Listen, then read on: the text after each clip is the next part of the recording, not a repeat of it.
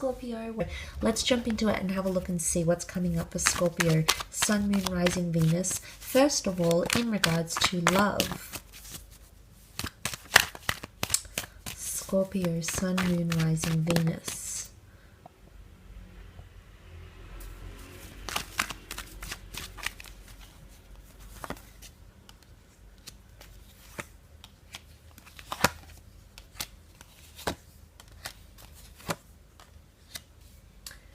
Okay, this really, to me, coincides with what I've been saying in the general reading. The fact that you had the Two of Cups present in the Five of Cups reading, the Two of Cups twin flame union has in fact come up around you. So this is validation that you do have a twin flame connection that's coming in around you with a person you're dealing with or someone that you will be connecting with or communicating with. So there's a twin flame connection coming in around you, which is quite powerful. Now the Ace of Swords sits next to the Two of Cups connection. Ace of Swords is an opportunity from the hand of God, the universe, your angels, spirit guides, to fight for something.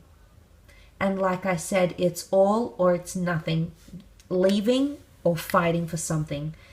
Really interesting reading. Possible ultimatums coming in from someone you're connected to, or you might be giving ultimatums to this person. So that's coming up quite prominently around you during this time. There's going to need to be words of reassurance because there's a lot of dysfunction that's potentially coming in. Emotion is there. I do not question the emotional. There's someone here that feels a lot for you. I think the King of Cups is you, though, Scorpio, regardless if you're a man or a woman. It could also be symbolic that there isn't a very strong emotional attachment that's present in the cards here. And this could be adding fuel to fire.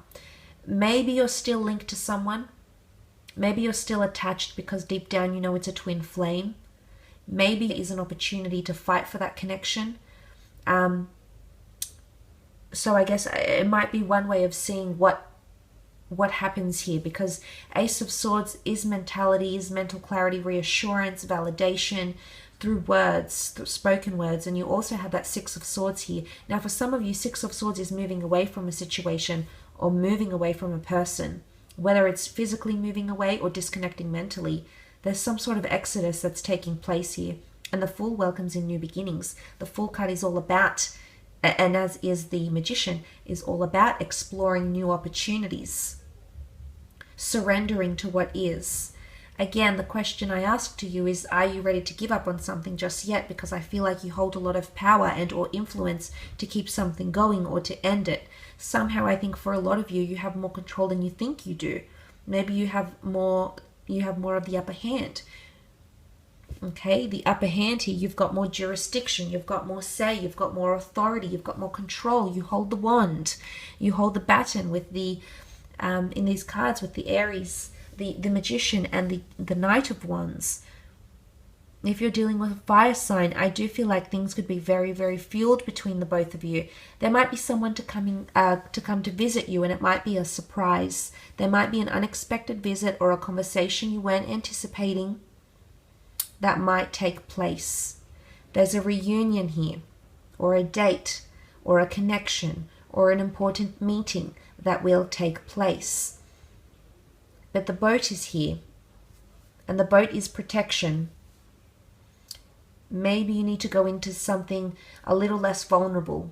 Or maybe there's someone around you that wants to feel a little less vulnerable, so they're protecting themselves. Their walls are up, their swords are up.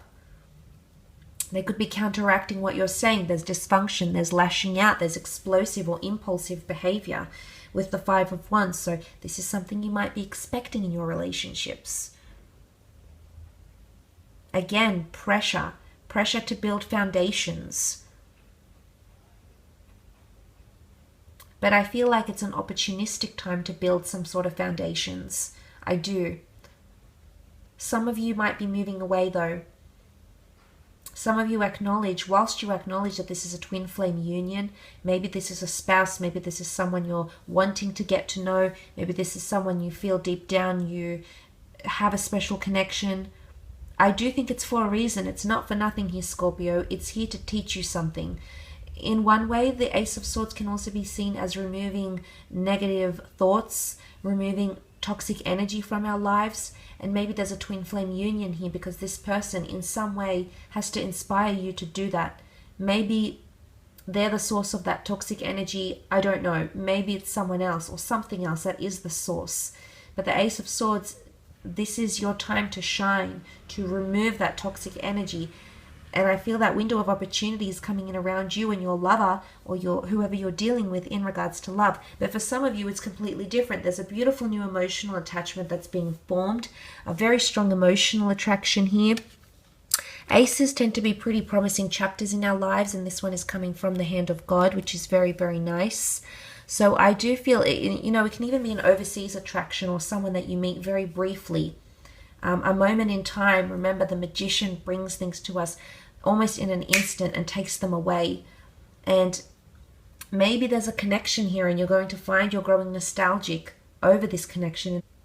And maybe you might go back. Maybe this person might visit you, but you might revisit this or reconnect in a very, very powerful way. Let's move on and have a look at career,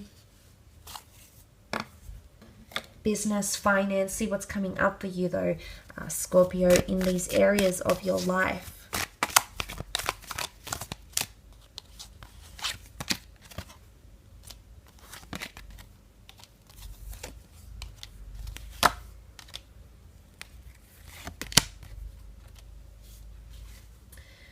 Okay, long-term plans and long-term visions are coming up. If you are starting a new chapter, a new job, a new beginning, there is a possibility that it's going to be on your long-term, but that in your long-term career somehow. But there's a connection here that it's going to be in a foreign place. There's going to be some sort of deciding factor, or perhaps a decision that will be required to be made by you. Maybe by a fire sign here as well, more fire energy. The Aries, a Sagittarius or Leo. And the Two of Wands can be indecisiveness, but it's also a bit of back and forth. So for a lot of you, there could be travel in between two different locations, two different jobs, training in between two different people. That might be coming up as well for some of you. Or even a second income stream.